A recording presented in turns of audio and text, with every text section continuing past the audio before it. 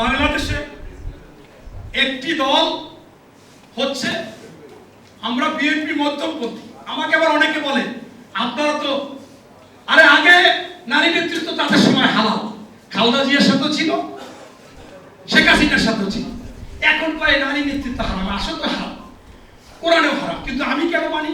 আমি মধ্যপন্থী। আমি তোমাদের মতো বলি না আমি কোরআনের আইন চাইছি, আমি তোমাদের মতো বলি না আমি নাস্তিক, আমি কোরআন চাই না।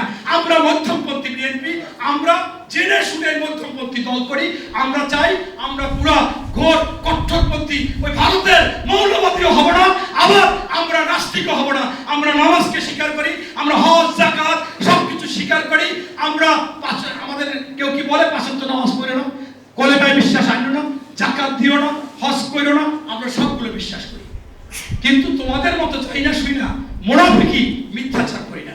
তাই আপনারা যে যেখানে আছেন, সামনে নির্বাচন, ভোট হবে, এই কথা বলবেন যে তারেক রহমান ওই সুযোগ্য সন্তান কার?